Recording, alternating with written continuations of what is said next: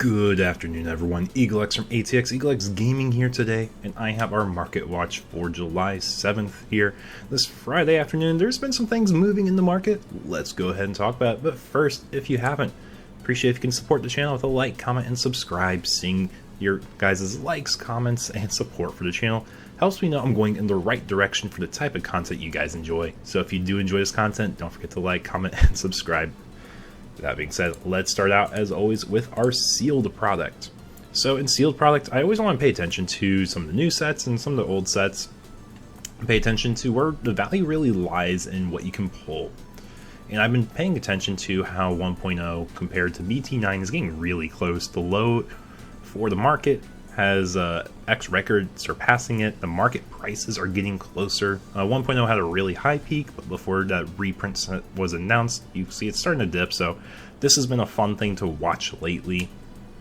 In other news, I don't think there's anything super noteworthy about these sets. BT13 is getting up there for like pre-sale prices, and it's just because it's BT13. Royal Knights, there's lots of excitement. So I definitely understand why people are trying to buy that now. You can definitely get a little cheaper on release date. Or right around release date, I should say. But at the bottom we have EX1. And EX1 is cheap for a reason. I've talked about it before, it's such a bad set. But you finally have a rare that is worth quite a few bucks, Analog Youth. So this was going to be the first thing in my bulk corner today. We can see the Altar Analog Youths have been going up, and they're around 50 bucks, which is like the chase card of the set. The $50 chase card. But then your regular rares are just around $5 each, $4 to $5. It's not bad. If you have really cheap boxes available, you'll pull roughly 2 of these per box. In addition to Analog Youth, like if you open EX1, your other card that's worth money is Ice Wall. It's roughly $1. And your other card that's worth money is the Vmon. Where is he? This Vmon, he's roughly $2 to $3 just because he's versatile in a bunch of decks. So you'll average roughly 2 of each rare per box. So if you just go by that, you have like $18 of value. You get 3 alt-arts, potentially the Machine Dramon Secret, which is like $5. So you can risk your evaluation for like how you value the pull rates of EX1 for those purposes. Next card in our bulk corner I want to talk about is Nokia. If you guys have not seen the new Alter S, Alter B Omnimon deck from EX4, Nokia is a card that is often used because it helps you turbo up your evolution. It lets you cheat out your Agumon Gabumon because it just checks for the exact name of Agumon or Gabumon. Doesn't care about the color. So she's seen lots of versatility, and as you can see, that spike in price kind of goes along with it. So if you look through your bulk boxes, you probably have a few of these lying around. Yeah, a few extra bucks. And then, just because I mentioned it before, if you looked at the limited card pack cards, Harrismon in particular has been going up a lot. $1 security rookie promos are really darn cheap. The Pulsemon, it's the least playable of them all. But you have to keep in mind, our next tournament pack set actually has the alt-arts of these. So actually, if I can pull it up, worlddigimon.card.com, it has the alt-arts of all these, and I think you get like 1 per pull. I think it's under events here. Tournament Store Volume 10.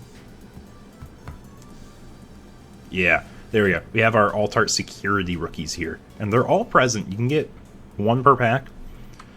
So I don't really understand why some of these are as high, like the Dorumon. Like, I know you have to get this one if you want to play it now, but the fact that you're getting these alt-arts relatively soon too, just something to ease your mind on. Then we have our winner alts here. Actually, not quite sure. Yeah, these are the promos. And the reason I want to bring these up is the winner pack, you get 1 per kit. You get 4 per kit, I believe is what it breaks down to. 8 tournament packs per winner kit. We have these old promos, and I believe these are the same ones here that we see. But these were awkwardly printed in an old tournament pack, so if you don't have them, keep in mind like the Tamers, since they aren't being reprinted here. Or are as accessible. So like if you want to do some Angora stuff, pick up your Ruries for like 20 cents each. Because when the reprint set comes out, you'll want to have these. They're not really a heavy investment right now, especially for Tamers, in my opinion, for what they're going to be providing value-wise. But keep that in mind. But moving on to our upcoming meta stuff. I want to point out, this is like our tier list right now for Blast Ace, or BT13. And if you take a look at, you see Shine is the strongest performing deck, followed by Beelzemon still, even with the hits, Mirage Gown, Blue Flare, and then Greymon Piles, D Brigade. Like, there's a little bit of everything here. So I want to emphasize Shine Gray, and just what like a cookie cutter build looks like. Obviously, there's lots of different ways you can build it. Red base, yellow base, Agumons can be any color you choose. You can use Agu X's if you want. If you do Agu X's, you have a red base with the Draw Koro. If you want to do yellow base, you have options for that as well. But I want to point at some of the staples we have available. Some things I was trying to tell you guys about. Yellow and red Memboost are both valid options for this deck.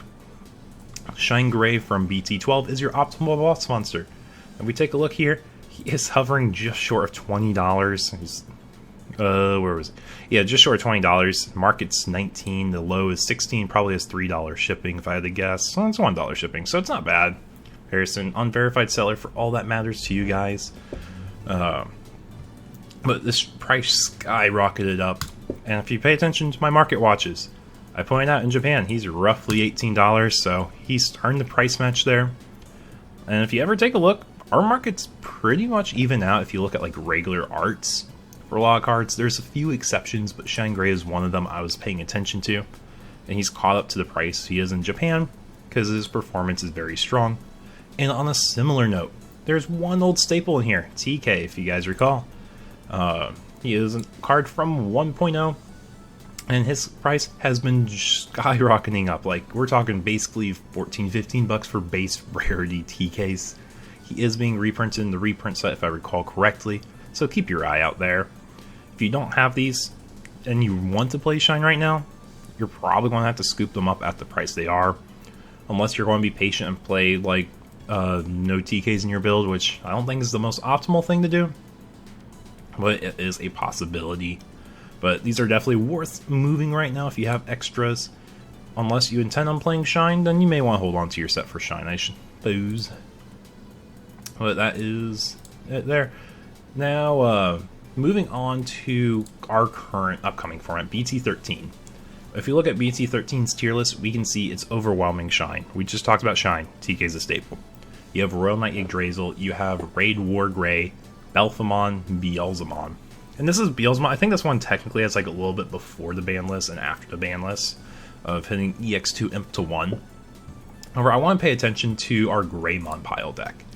Our Greymon pile deck emphasizes the use of Raid War Greymon as the main boss monster, the Raid Metal Greymon, and Metal Grey X's. This is supposed to be like more of an OTK style deck. It's not as toolboxy. I know toolbox Greymon decks have been a lot more popular lately, but the whole idea is you want the turbo up as fast as possible to get as much damage done in one swing, and then you have the one Blitz Omni to finish the game with. And obviously we can take a look at like a bunch of builds and see what people have been doing, like emphasizing BT1 Greymon.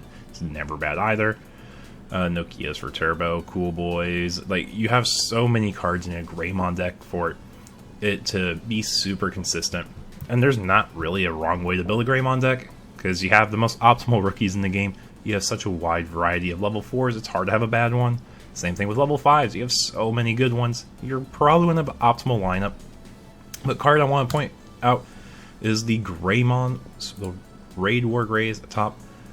Paid attention to it in one of my last market watches, and the card's still hovering around the same price. But if we looked at the Japan prices, seeing him set $18 give take, it's a pretty big gap for where he is from his $4 price point here. And we see he's starting to have a small incline. I don't think it's going to be a big spike anytime soon, but it's something I want to pay attention to because that's a really large gap for what I'm comfortable with for saying what price of a card is right now. But that's what I want to talk about for Raid War Grey. Our next deck I want to talk about... Oh, I'm sorry, the Raid War Greys. I also did want to point out the Rare Metal Grey Raid, just because it is a common thing you'll see in the deck. It's hovering close to $1 now. It's getting up there. If you don't have your Raid Metal Greys, it's not bad to scoop them up.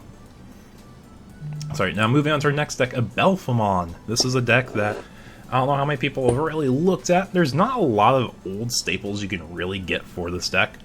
But there's a few different ways you can build the deck, like you have your Eismons, which is never a surprise in purple decks.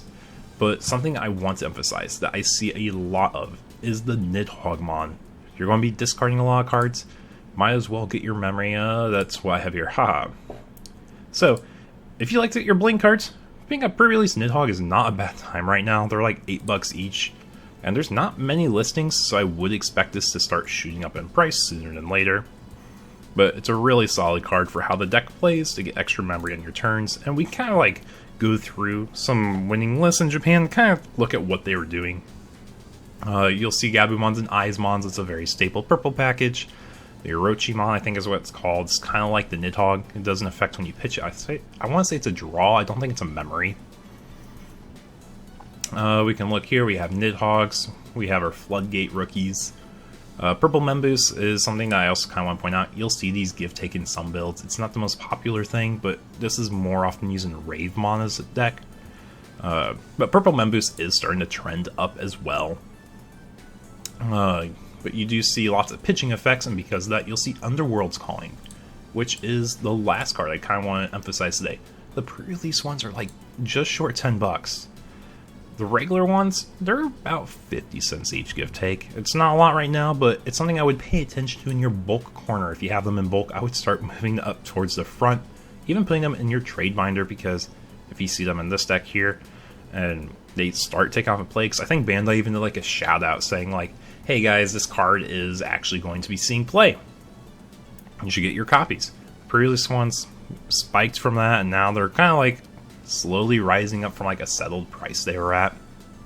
So I'm kind of ranting there, rambling on. But like these are different Belphemon builds and things you'll see. You'll see it's like a big core package of cards you'll use. And there's not a whole lot of crazy stuff from old sets. Your One of Calling is a common thing you'll see because it's just a good purple card. Underworlds is a very common card you'll see in a lot of builds though, because it's extra cycle. It keeps your deck consistent, and it lets you have plays from the trash as well. But with that being said, guys, thank you so much for watching this video. If you enjoyed it, don't forget to like, comment, subscribe. With that being said, take care.